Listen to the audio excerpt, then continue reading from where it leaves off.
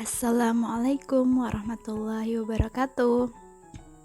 Baiklah, untuk tema 3 hari ini, fokus pembelajaran IPS tentang bentuk-bentuk interaksi manusia dengan lingkungan dan pengaruhnya terhadap pembangunan sosial, budaya, dan ekonomi masyarakat Indonesia.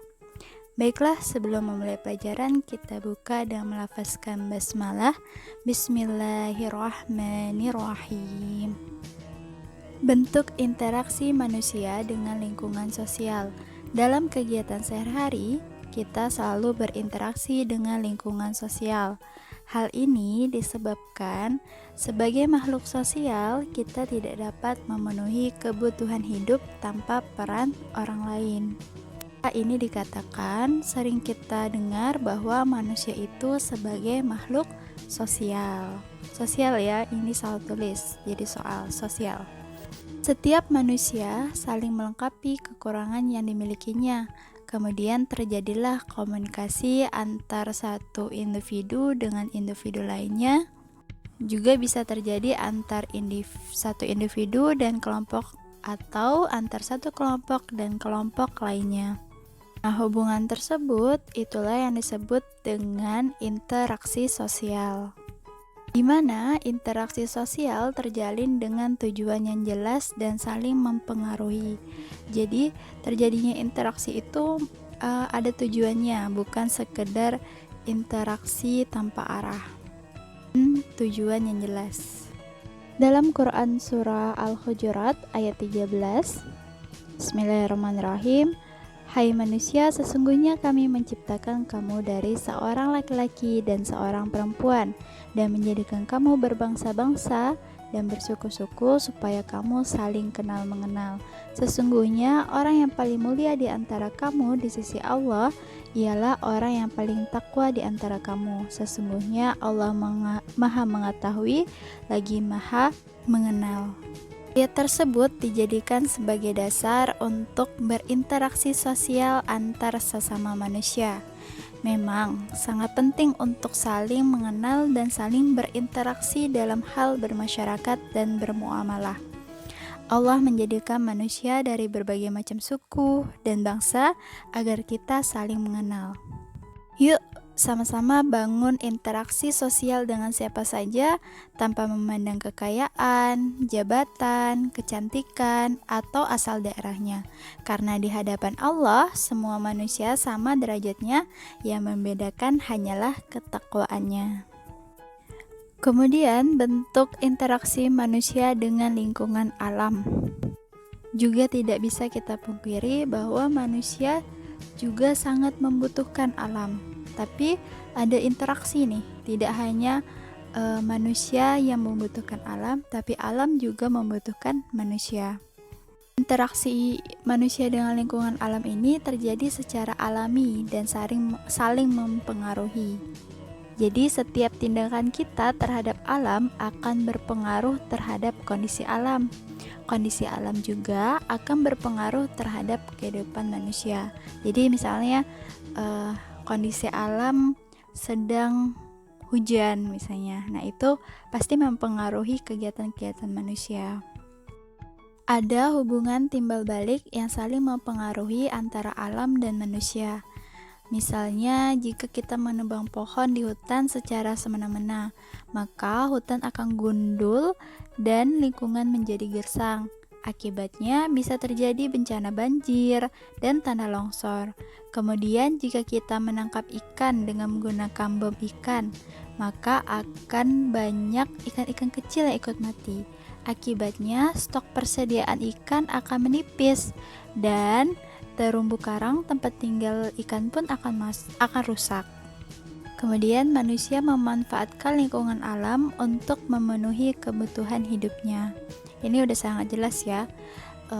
Alam, misalnya nelayan cari ikan, nah ikannya nanti untuk sebagai bahan makanan manusia. Kemudian padi yang nanti akan dipanen kemudian dimasak menjadi nasi. Dalam Quran Surah Ibrahim ayat 32, Allah lah yang telah menciptakan langit dan bumi dan menurunkan air hujan dari langit. Kemudian Dia mengeluarkan dengan air hujan itu berbagai buah-buahan menjadi rezeki untukmu. Dan Dia telah menundukkan bahtera bagimu supaya bahtera itu berlayar di lautan dengan kehendaknya. Dan Dia telah menundukkan pula bagimu sungai-sungai. Allah ya, jika kita lihat nih di alam, begitu banyak sekali nikmat yang Allah berikan. Dan itu sangat dibutuhkan untuk kita dalam kehidupan sehari-hari. Lalu, apa yang dapat kita lakukan untuk membalas karunia dan nikmat yang begitu banyak yang telah Allah berikan ke kita? Silahkan dijawab sendiri ya, masing-masing ya, dalam hati kira-kira apa yang bisa kita lakukan. Kemudian aktivitas ekonomi masyarakat dalam upaya pembangunan sosial. Aktivitas ekonomi masyarakat itu berkaitan erat dengan pemenuhan kebutuhan hidup. Tanpa aktivitas ini mungkin ya kita akan kesulitan ya untuk hidup. Kegiatan ekonomi dilakukan masyarakat melalui interaksi dengan lingkungannya untuk mendapatkan uang. Nah, uang yang diperoleh itu untuk memenuhi kebutuhan hidup. Ya pasti, kamu juga pasti paham ya, kenapa kita butuh uang. Tapi uang bukan segalanya. Uang sebagai alat tukar ya untuk memenuhi kebutuhan hidup. Walaupun kita nantinya tidak ada uang, insya Allah tetap memberi jalan kita bagaimana caranya kita untuk bertahan hidup. Semua aktivitas yang menggabungkan aspek sosial dan ekonomi yang dimaksudkan untuk meningkatkan taraf hidup atau kesejahteraan sosial disebut pembangunan sosial. Ingat ya, pembangunan sosial. Contoh aktivitas ekonomi berdasarkan letak geografisnya. Berarti ini lokasinya ya, bagaimana geografis. Kita udah belajar sebelumnya. Yang pertama, pertanian dan perkebunan. Yang kedua, peternakan. Yang ketiga, perikanan. Keempat, kehutanan. Kelima, pertambangan. Keenam, perdagangan. 7, perindustrian. 8, pelayanan jasa. Untuk lebih jelasnya, kalian bisa baca di buku tema 2 ya, di halaman 34. Itu ada penjelasan setiap aktivitas ekonomi yang 1-8 ini. Kemudian kegiatan ekonomi itu tersendiri terdiri dari yang pertama produksi, yaitu kegiatan mengolah barang mentah menjadi bahan baku atau barang jadi. Dan orang yang melakukannya itu disebut produsen. Kemudian yang kedua, konsumsi, yaitu kegiatan manusia memakai barang atau jasa untuk memenuhi kebutuhannya. Orang yang memakai atau menikmati barang dan jasa disebut konsumen. Dan yang ketiga itu distribusi, yaitu kegiatan menyalurkan barang dari produsen ke konsumen. Nah, orang atau badan yang menjalankan kegiatan distribusi itu disebut distributor.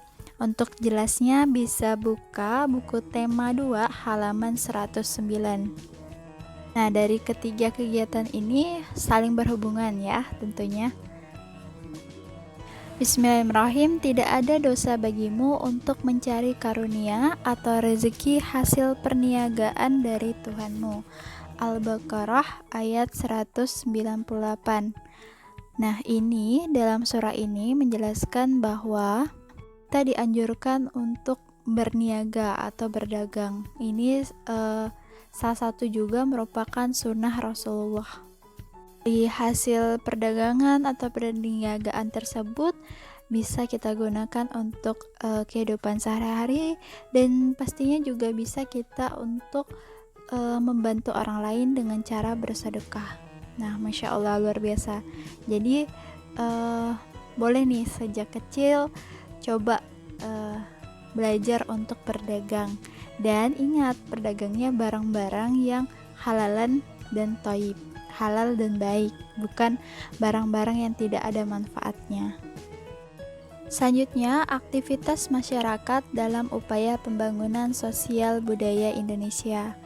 Nah, aktivitas sosial masyarakat merupakan salah satu aspek pendukung pembangunan sosial budaya. Pembangunan sosial budaya adalah proses perubahan sosial budaya terencana yang dirancang untuk meningkatkan taraf hidup masyarakat. Jadi, semua pembangunan itu tujuannya sama, yaitu meningkatkan taraf hidup masyarakat. Sebagaimana kita ketahui bahwa masyarakat Indonesia memiliki beragam karakteristik antara satu wilayah dan wilayah lainnya. Keragaman karakteristik tersebut menciptakan keragaman budaya di Indonesia. Jadi di Indonesia itu kaya akan budaya yang bermacam-macam dan unik ya. Dan kita sebagai masyarakat itu bertanggung jawab dalam melestarikan budaya Indonesia yang luhur dari generasi ke generasi berikutnya. Berapa contoh aktivitas yang dilakukan masyarakat dalam upaya pembangunan sosial budaya? Yang pertama, mempelajari bahasa Indonesia dan bahasa daerah demi memperkaya nilai kebudayaan. Yang kedua, mengapresiasi kebudayaan yang ada di Indonesia dengan menyaksikan pertunjukan budaya. Yang ketiga, berperilaku sesuai adat istiadat dan tata tertib yang berlaku. Yang keempat, memanfaatkan kekayaan sumber daya alam dengan bijaksana. Yang kelima, menjaga kelestarian lingkungan. Yang keenam, mengembangkan budaya melalui pertukaran pelajar antar negara. Yang ketujuh, mengadakan kegiatan sosial kemasyarakatan seperti bakti sosial. Dan yang kedelapan, membentuk media penyiaran baik radio, televisi maupun internet. Dan sebenarnya masih banyak lagi contoh aktivitas yang dapat dilakukan. Selanjutnya, manfaat interaksi sosial dalam pembangunan sosial budaya Indonesia.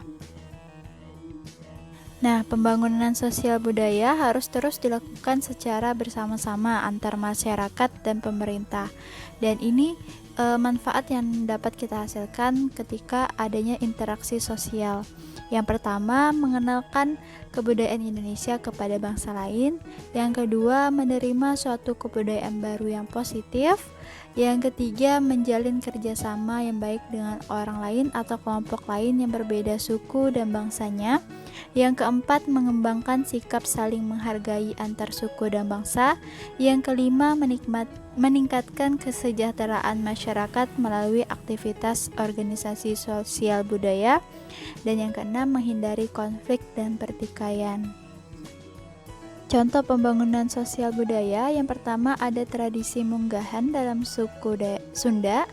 Ini merupakan acara penyambutan bulan suci Ramadan. Biasanya dilakukan di akhir bulan Sya'ban. Nah, di mana tradisi ini orang makan bersama-sama. Dua, ada tradisi budaya Tanglong. Nah, kalau ini dalam rangka menyambut bulan Ramadan juga dan malam Lailatul Qadar. Ini ada di masyarakat Banjar, Kabupaten Balangan. Kemudian manfaat keragaman sosial budaya dalam pembangunan sosial budaya Indonesia. Seperti yang kita ketahui bahwa Indonesia memiliki keberagaman sosial budaya. Nih, di gambar ini saja kita bisa lihat berbeda ya, pakaiannya itu menandakan pakaian adat sukunya, kemudian berbeda warna kulitnya, berbeda tuh dari raut mukanya juga berbeda-beda. Keragaman sosial budaya mempunyai manfaat sebagai berikut. Yang pertama, terpenuhnya kebutuhan hidup. Kemudian yang kedua, menarik minat wisatawan. Yang ketiga, memajukan pembangunan di daerah-daerah. Dan yang keempat, meningkatkan kesehatan dan pendidikan masyarakat.